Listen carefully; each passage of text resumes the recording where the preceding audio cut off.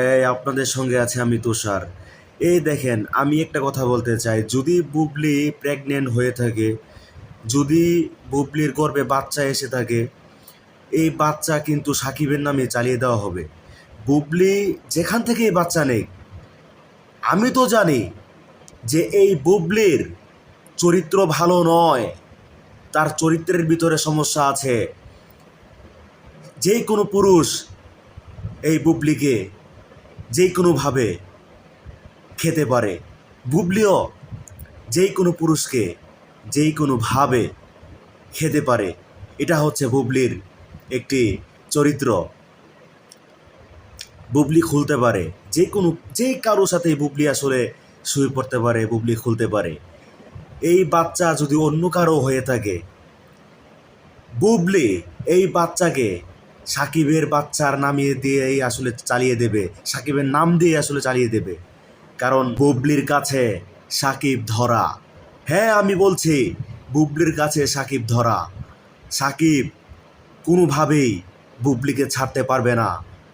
বুবলি হাজার হাজার পুরুষের সাথে বুবলি শুতে পারবে, হাজার হাজার পুরুষের সাথে বুবলি প্রোডাকশন নিয়ে, বীজ নিয়ে, গর্বে ভরে সেই বাচ্চা সাকিবের নামে চালিয়ে দিতে পারবে। সাকিব সেটা মেনে নিতে বাধ্য। হ্যাঁ, সাকিব সেটা মেনে নিতে বাধ্য। সাকিবকে সেই বাধ্য করা হয়েছে, সাকিবকে সেই তাবিজ করা হয়েছে।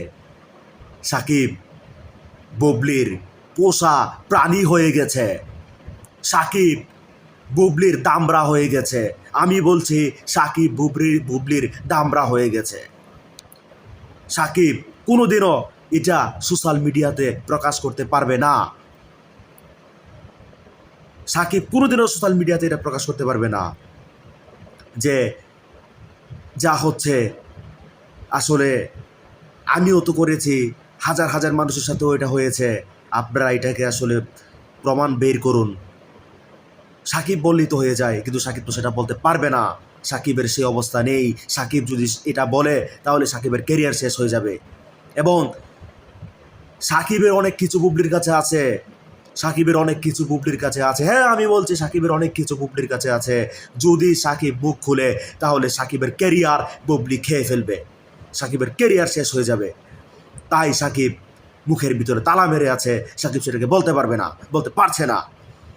এবং আমি এটাও বলছি, বুবলির পেটে যদি বাচ্চা এসে থাকে, বুবলি যদি প্রেগনেন্ট হয়ে থাকে, হাজার হাজার মানুষের সাথে যদি বুবলি সুইটা করে থাকে, তাহলে সেই বাচ্চা বুবলি সাকিবের নামে চালিয়ে দেবে, সাকিবের নামেই চালিয়ে দেবে। এবং সাকিব সেটা মুখ বুঝে সহ্য করবে, এবং সাকিব সেই বাচ্চার স্বীকৃতি অবশ্যই দেবে। সাকিব যেহেতু আগে পূর্বেও বাচ্চার স্বীকৃতি দিয়েছিল, সাকিব এখনও সেই বাচ্চার স্বীকৃতি সাকিব দিতেই হবে। সাকিব তো বাধ্য। সুপ্রিয় দর্শক, আমি যে কথাগুলো বলছি কোনো কথা ভুল বলছি না। আমি সমস্ত তথ্য নিয়ে প্রমাণ জেনে জেনে শুনে কথাগুলো বলছি। আমি কোনো মিথ্যা কথা বলছি না। মিথ্যা কথা বলার মানুষ এই তুষার ডি সিলভা নয়। ওকে, তুষার ডি সিলভা তার ফলোয়ারদের সাথে কোনোদিন মিথ্যা কথা বলতে পারে না, কখনো বলি নাই, ইনশাল্লাহ সারা জীবন বলবো না। সত্যকে প্রতিষ্ঠিত করব মিথ্যাকে ধ্বংস করে দিয়ে। সুপ্রিয় দর্শক, আপনারা বোঝার চেষ্টা করুন। আসসালামু আলাইকুম।